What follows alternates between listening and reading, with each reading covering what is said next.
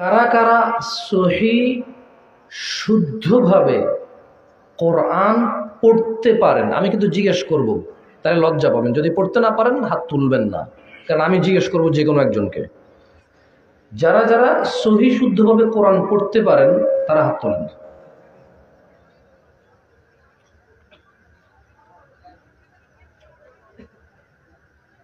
সুবহানাল্লাহ, হাত তুলে রাখেন। আপনারা সবাই ঘাড় মুড়িয়ে দেখেন কতজন পারেন আপনাদের মধ্যে। আর তোমরা যারা পারো না, তোমাদের দল বিশাল, রাজনীতিতে দাঁড়াও। যে পারে না, যেদিকে একদিকে ভোট দিবে, যে পারে একদিকে ভোট দিবে, তুমি জিতে যাবা। কি বলবো বুঝে না কেন? তোমরা যারা পড়তে পারো না, দেখো তোমাদের বিশাল তাদাদ, তোমরা পাশ করে যাবা। তোমাদের রাজনীতি দলের এজেন্ডা হবে যারা কোরআন পড়তে পারো তারা একদিকে, যারা পড়তে পারো তারা একদিকে, তোমরা জিতে যাবা। তোমাদের গণতন্ত্র এটাই, যেদিকে লোক বেশি সেই জিতবে। হাত নামায় ফেলে দাও। তোমাদের গণতন্ত্র তো এরকমই।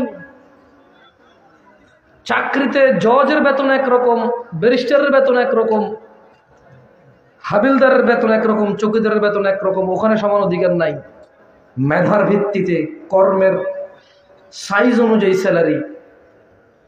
কিন্তু সৎ অসৎ, ভালো মন্দ নির্বাচনে বোকা পাগল সবার একরকম মর্যাদা।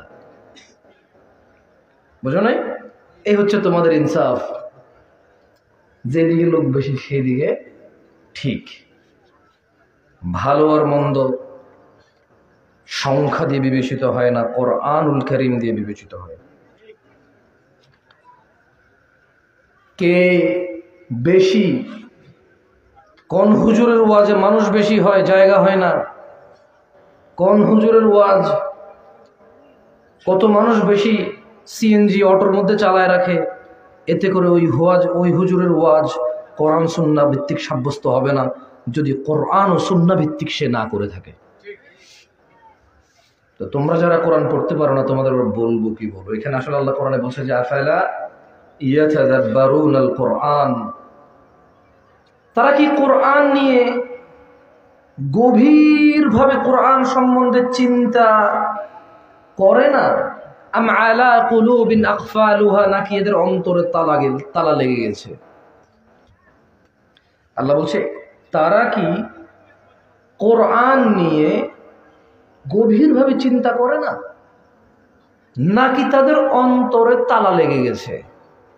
এখন আমি বলবো, ইয়া আল্লাহ, আমার ভাই ও বোন তারা তো কোরআন পড়তেই জানে না, গভীর কিভাবে চিন্তা করবে এটা নিয়ে?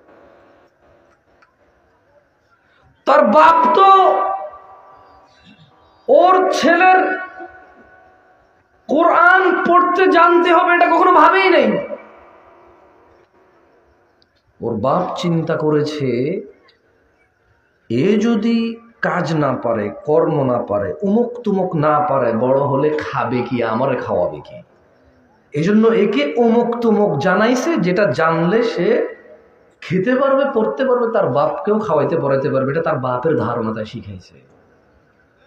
তোমাদের মধ্যে যারা কোরআন পড়তে জানো না, তোমাদের বাবা মা তোমাদেরকে সত্যিকার অর্থে ভালোবাসে না, মিথ্যা ভালোবাসা।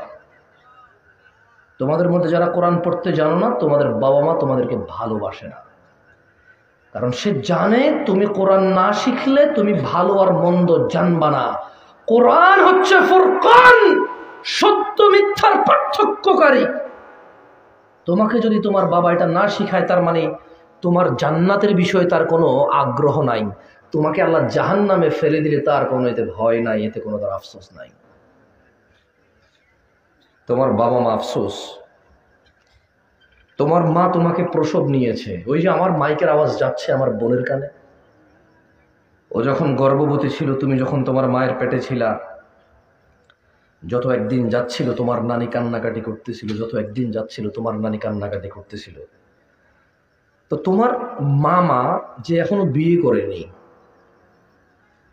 তোমার খালাতো ভাই, তোমার ফুফাতো ভাই যারা এখনো বিয়ে করেনি, তারা বললো যে মাউইমা কান্দে কেন? তোমার মামা বলছে, আরে আম্মা আপনি শুধু শুধু কান্দেন কে?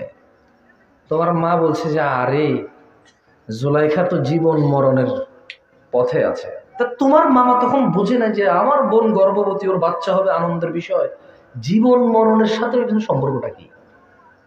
কারণ তোমার নানি জানে বহু মহিলা প্রসবের সময় মারা যায়, বাচ্চা জন্ম দিতে গিয়ে বহু মা মৃত্যুবরণ করেছে দেশে।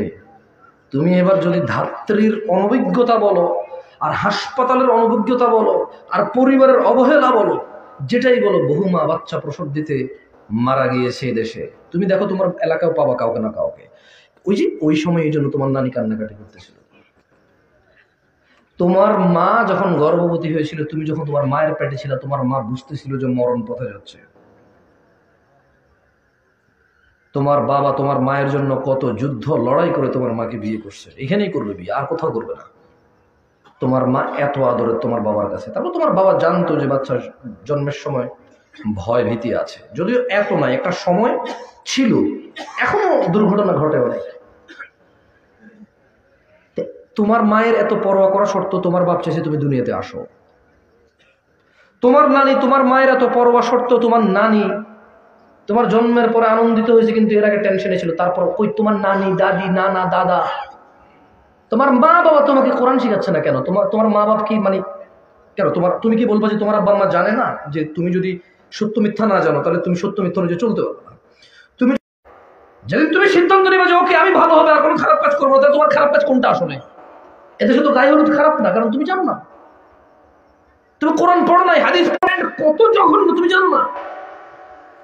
তুমি জানো না জুমার দিন শ্রেষ্ঠ দিন, ওই দিনকে কেন্দ্র করে তুমি শেভ করো। জুমার দিন শ্রেষ্ঠ দিন, কিয়ামতের দিন, ওই দিনকে কেন্দ্র করে তোমার দেশে সিনেমা রিলিজ করে, নাটক রিলিজ করে, কারণ তুমি ওই দিন দেখবা। ও জানে